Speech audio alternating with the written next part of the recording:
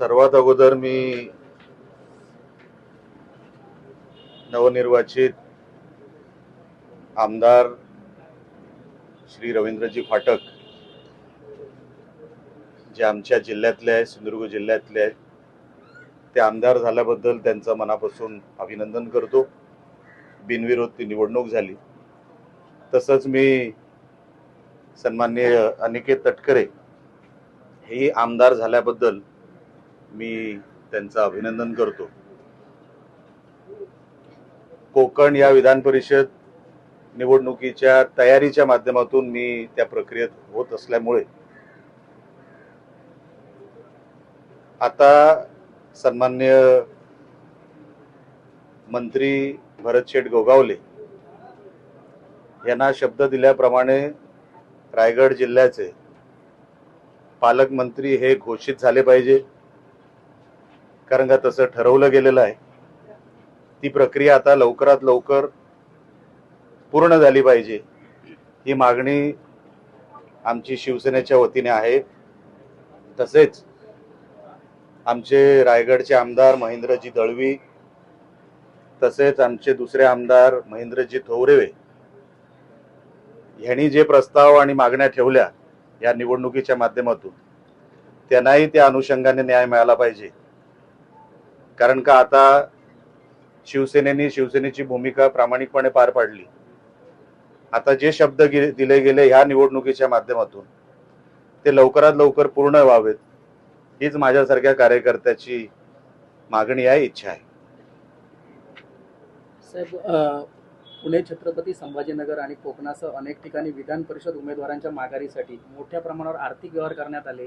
दिवसभरात सुमारे 150 कोटी रुपये खर्च करण्यात आले।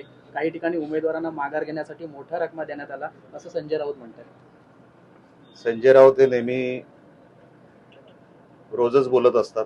त्या रोज बोलण्याच्या पलीकडे त्यांच्याकडे आता काहीच उद्योग राहिलेले नाही।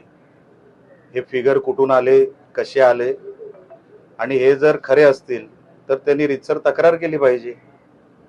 ते मीडियावर का बोलतात? तुम्ही तक्रार करा, अमुक अमुक माहिती माझ्याकडे आली आहे, रीतसर तक्रार केली, FIR झाला तर त्याच्यावरती काहीतरी निर्णय होऊ शकतो, कोर्टामध्ये ते चालू शकते केस। तुम्ही नुसते मीडिया समोर आरोप कराल, त्याला अर्थ कुठे आहे?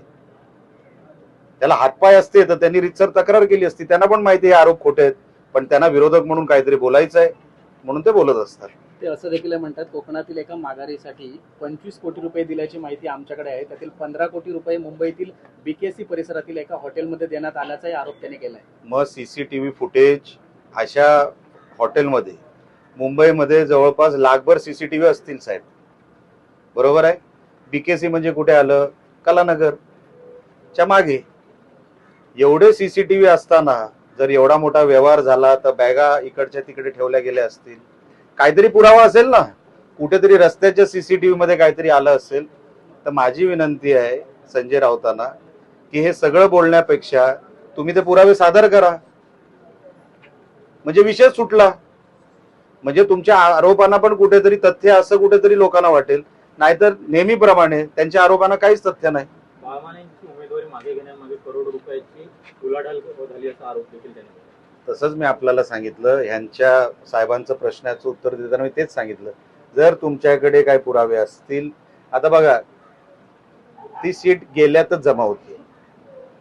बाळ माने स्वतः काय बोलले कालच्या त्यांच्या पत्रकार परिषदेमध्ये की त्यांचीच मतं त्यांना मिळणार की नाही ही शंका आहे, आणि त्या शंकेपोटी तरी ती उमेदवारी मागे घेतलेली आहे।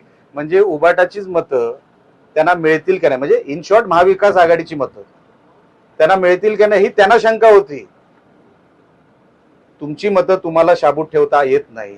तुमच्या उमेदवारांना मागून घेतलेली उमेदवारी होती, ती लक्षात ठेवा, कोणी लादलेली नव्हती। बाळ मान्यांनी मागून घेतलेली उमेदवारी होती, आणि जेव्हा त्यांना कळलं की ह्यांचीच मतं मला मिळणार नाहीत, त्या शंकेपोटी त्यांनी ती माघार घेतली। आता उगाच आरोप हे करत राहणार, ह्याच्यामध्ये काही तथ्य नाही।